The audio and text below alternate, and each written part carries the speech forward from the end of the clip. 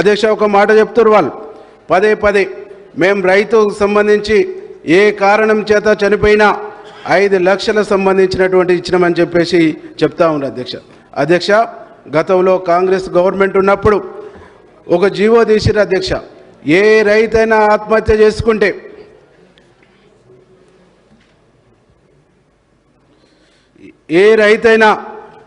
ఆత్మహత్య చేసుకుంటే 5 లక్షలు ప్రభుత్వం ఇచ్చేటువంటి ఒక జీవో కూడా గతంలో వచ్చింది. దాని ప్రకారంగా గడిచిన రాజశేఖర రెడ్డి కాంచి గడిచిన ప్రభుత్వాల్లో కూడా ఇచ్చింది అధ్యక్ష.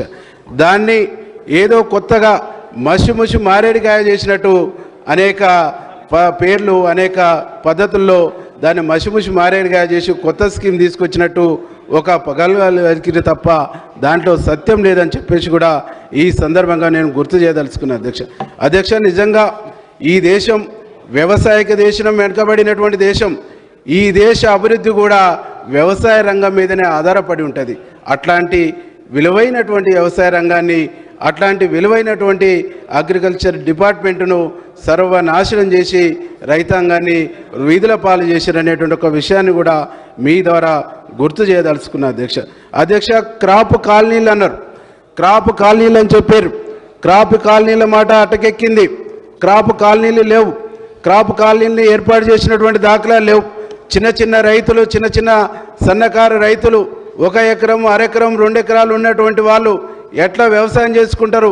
ఈ కమతాల ఏకీకరణ చేసి, కమతాల ఏకీకరణ ద్వారా ఒక 20 ఎకరాలు 30 ఎకరాలని ఒకే చోట చేసి వాళ్ళకు పెట్టుబడి ఇచ్చి, వాళ్ళకు మిషనరీ ఇచ్చి, యంత్రాలు ఇచ్చేసి వారిని గొప్ప రైతును రాజు చేస్తామని చెప్పారు.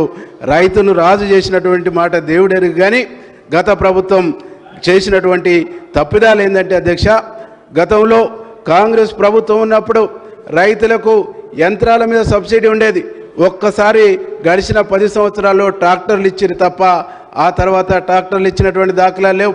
తైవాన్ పంపుల మీద సబ్సిడీ ఉండే, అవిటిని ఎగ్గొట్టారు. రైతులకు సంబంధించినటువంటి యంత్రాల మీద సబ్సిడీ ఉండే, అవి ఎగిరిపోయినాయి. రైతులకు సంబంధించిన అన్ని సబ్సిడీలను కూడా తుంగలో తొక్కి, అన్ని సబ్సిడీలను కూడా ఎగ్గొట్టి ఈరోజు రైతును రాజు చేస్తామని చెప్పేసినటువంటి మాటలు పేపర్లకు మిలిగినాయి తప్ప రైతును నట్టేట ముంచినటువంటి ఒక సందర్భం కూడా ఈ సందర్భంగా మీకు గుర్తు చేస్తా ఉన్నా అధ్యక్ష. ఒక్కటి కాదు అధ్యక్ష, రైతాంగానికి సంబంధించినటువంటి ఏ ఒక్క ఆలోచన కూడా శాస్త్రీయంగా చేసినటువంటి దాఖలాలు లేవు అధ్యక్ష. అశాస్త్రీయమైనటువంటి నిర్ణయాలు, అనాలోచితమైనటువంటి నిర్ణయాలతోని తెలంగాణ రైతాంగాన్ని నట్టేట ముంచారనేటువంటి ఒక విషయాన్ని ఈ సందర్భంగా మీకు గుర్తు